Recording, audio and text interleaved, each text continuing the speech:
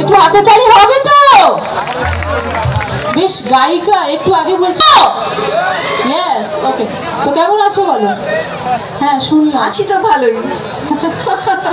না, শুনলাম একটা অ্যাক্সিডেন্ট হয়েছে, তো খুবই দুঃখিত, কিন্তু এসেছো আমাদের কাছে দেখা করতে, তার জন্য আমরা আপ্লুত গর্বিত। এবং সেটা তোমাদের ভালোবাসা আশীর্বাদে সম্ভব হয়েছে।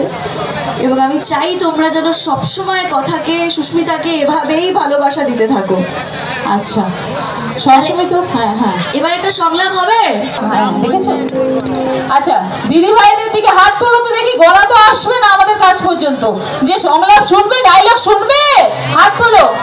বাবা, একদম শোনার জন্য পুরো রেডি। আমার পছন্দের একটা সংলাপ এবং কয়েকটা লাইন আমার খুব পছন্দের, সেগুলি বলছি। পাচক মশাই, আপনি কেন বুঝতে পারছেন না?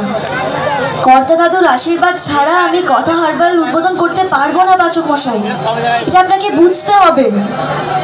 যে মানুষটা আমাকে গুহ বাড়িতে এনেছিলেন, আপনার মতো একজন মানুষের সঙ্গে আমার বিয়ে দিয়েছিলেন, তার প্রতি আমি এতটা অকৃতজ্ঞ হতে পারি না পাচক মশাই।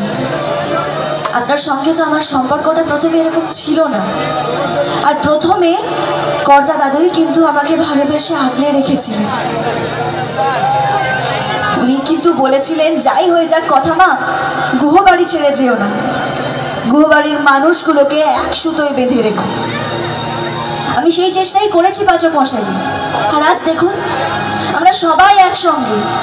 আমার আপনার সম্পর্কটা আজ অন্যরকম। সেটা কর্তা দাদুর আশীর্বাদেই সম্ভব হয়েছে পাচক মশাই।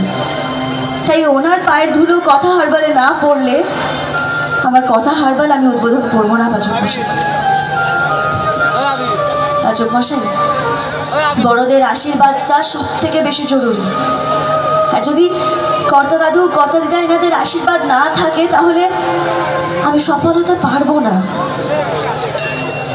আমার যেরকম আপনাকেও পাশে চাই, সেরকম কর্তা দাদুকেও পাশে চাই। এটা আপনাকে বুঝতে হবে পাচক মশাই। আমি জানি আপনি খুব রেগে যাচ্ছেন, আপনি এগুলিকে অহেতুক মনে করছেন, কিন্তু এটা আমার কাছে খুব মূল্যবান পাচক মশাই। উনি সবসময় আমার পাশে থেকেছেন। আর আজ আমার এত বড় একটা দিনে ওনার আশীর্বাদের হাত যদি আমার মাথায় না থাকে, তাহলে কি করে আমার দিনটা পূরণ হয় বলুন তো পাচক মশাই? আমি জানি আপনি নিশ্চয়ই কিছু একটা করবেন যাতে কর্তা দাদুর পায়ের ধুলো আমার কথা হারবালে পড়ে। আপনি তো আমায় ভালোবাসেন পাচক মশাই, আমার এইটুকু আবদার আপনি রাখবেন না? শুভ সময়টা পেরিয়ে যাচ্ছে পাচক মশাই, কিছু একটা করুন না। কর্তা দাদুর পায়ের ধুলো যেন কথা হারবালে পড়ে, এরকম ব্যবস্থা করুন না পাচক মশাই, কিছু একটা করুন না। এবং পাচক মশাই কিন্তু সত্যি সত্যি একটা ইনোভেটিভ কাজ করেছিল। কর্তা দাদুর পায়ের ধুলো এনে দিয়েছিল এবং কর্তা দাদুর পায়ের ছাপ এনে দিয়েছিল। তো তারপরে কথা হারবাল উদ্বোধন করে এবং কথা নিজের স্বপ্ন পূরণ করে। কথার কাছ থেকে আমরা অনেক কিছু জেনেছি।